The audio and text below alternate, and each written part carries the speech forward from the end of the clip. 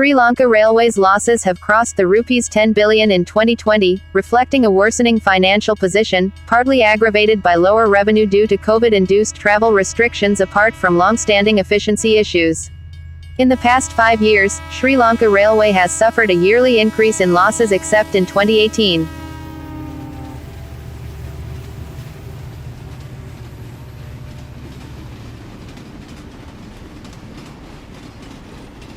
Steaming ahead with losses. 2016 6.77 billion rupees, 2017 7.60 billion rupees, 2018 6.96 billion rupees, 2019 7.56 billion rupees, 2020 10.1 billion rupees.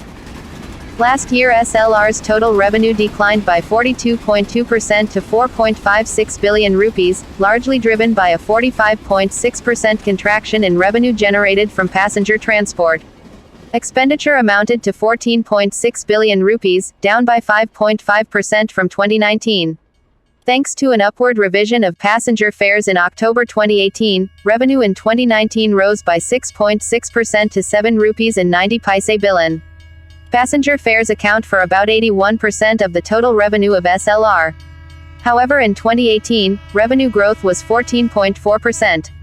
The central bank said SLR operations in 2020 were impacted by mobility restrictions imposed to curb the spread of COVID-19.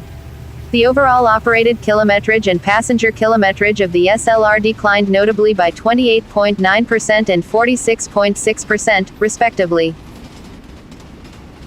With the removal of the nationwide mobility restrictions from end April 2020 onwards, rail passenger kilometrage recovered gradually, but remained below the average rail passenger kilometrage recorded in the pre-pandemic period.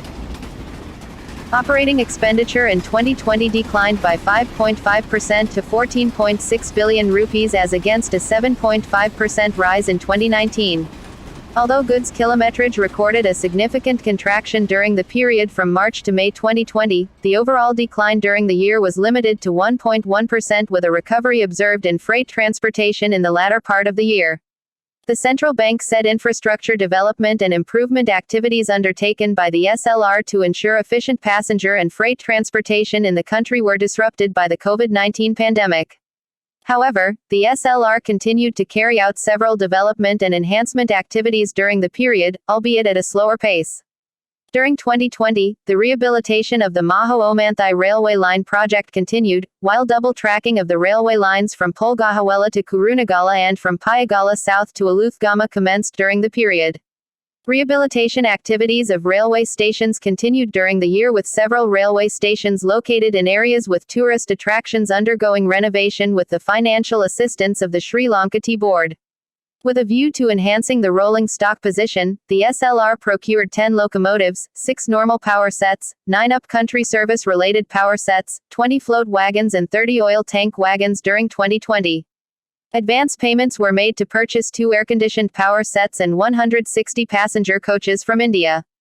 The project to rehabilitate 200 passenger coaches continued and 50 passenger coaches were released back into service in 2020. As an extension of this project, the Cabinet of Ministers granted approval for the rehabilitation of an additional 100 passenger carriages. With the intention of improving the safety of railway crossings, initiatives were underway to procure 200 protected level crossing systems under the new Hungarian credit line.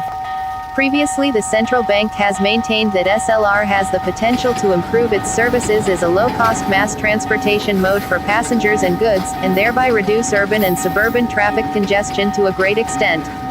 However, improvement of the railway service is essential to provide a comfortable and efficient transport mode for the public. As at end 2019, 65% of the train fleet owned by the SLR were older than 30 years. Therefore, modernization of the existing rolling stock as well as railway tracks is required to overcome losses in terms of productive man-hours and energy utilization. Further, the reliability of the service is the most important factor for railway transportation to become a popular and efficient mode of transportation. According to the overall train operations statistics of the SLR, 48.4% of trains were not operated punctually and 7.5% trains had been delayed by more than 1 hour as per 2018 data. Around 4.9% of the scheduled trains were cancelled during the same period. Hence, it is necessary for the SLR to identify possible reasons for delays and cancellations, and formulate solutions to improve the efficiency of service delivery. Further, establishing parking facilities near railway stations to encourage the park and ride concept must be explored as a solution for congestion in urban areas, the central bank noted.